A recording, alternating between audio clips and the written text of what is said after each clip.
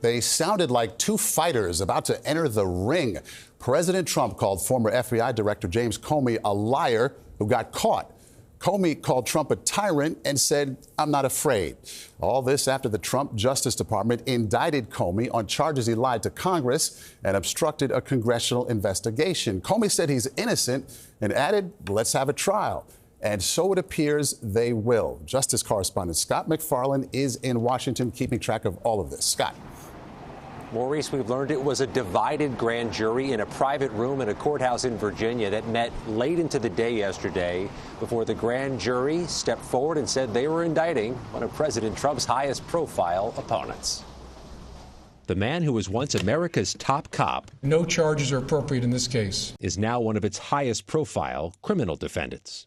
Former FBI Director James Comey faces a judge October 9th to be formally charged on 2 counts, making a false statement and obstruction of Congress for his testimony 5 years ago on Capitol Hill. I can only speak to my testimony. When he was questioned about whether he authorized leaking information to the media. He's a dirty cop. He's always been a dirty cop. Everybody knew it. President Trump has long called for charges against Comey, whom he fired during his first term and blames for launching the investigation into the Trump campaign's alleged ties to Russia in 2017. For 4 years, they went after me. Comey responded to the indictment Thursday night. My heart is broken for the Department of Justice, but I have great confidence in the federal judicial system, and I'm innocent. So let's have a trial and keep the faith. The charges cap a tumultuous week in which the president publicly urged prosecutors to charge Comey, forced out the federal prosecutor in Virginia who was not plowing ahead with the case, installed his own White House aide, Lindsay Halligan, as the new U.S. attorney in Virginia, and then celebrated after Halligan signed charging papers last night. Tom Dupree is a former Department of Justice official in the George W. Bush administration. The president's comments about this case, will they impact the case itself? The president's comments potentially will have a profound impact on this case. For one thing, it is unique in American history to have a president so directly commenting on a criminal proceeding, essentially directing the indictment and making it happen of a political opponent. This morning, the president predicted more of his political rivals will be charged soon. I think there'll be others. I mean, they're corrupt. These were corrupt, radical left Democrats. House Democratic leader Hakeem Jeffries called it personal retribution by President Trump. Donald Trump and the administration continues to weaponize the Department of Justice and go after perceived political enemies in a manner that's inconsistent with the rule of law in the United States of America. Scott, the more we learn about this indictment, the more we learn about the unusual way everything was handled. What are you hearing?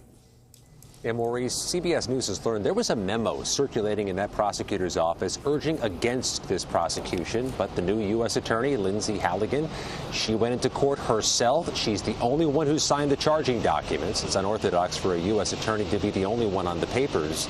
And Maurice, it was a narrow margin. They needed 12 out of 23 grand juries to indict. They got 14 jurors to do so. That is notable. Scott MacFarlane, thank you so much. For more insight now, we turn to Bob Costa, our CBS News chief Washington analyst. Robert, we know the president has celebrated this indictment. Anybody inside the White House unhappy with this or actually pushing back that you know of? Well, based on conversations today with people close to President Trump, there's actually little to no consternation about the indictment. This is not the Trump White House of 2017, where you did have factions battling over whether he was going too far. In fact, Trump allies like Stephen Bannon tell me there is anxiety instead among some inside about not moving fast enough to overhaul the Justice Department and ramp up investigations. And the president is telling aides and allies to do more because he's confident he does have the executive power to shatter norms and carry on. And then, Bob, the president suggested others might be next. Are we hearing who that might be? There is, in fact, a growing interest in investigating the mortgage policies of Democrats who have clashed with the president, including California Senator Adam Schiff, who led the impeachment inquiry into Trump in his first term, and also New York's Attorney General Letitia James, who sued Trump for allegedly inflating his real estate companies and their assets. There's also interest in scrutinizing the conduct of some military figures, such as retired Joint Chiefs Chairman Mark Milley, who once reportedly called the president a wannabe dictator. But any charging decisions on those front, sources say remains to be determined. Okay, Bob Costa in Washington, thanks so much for the insight.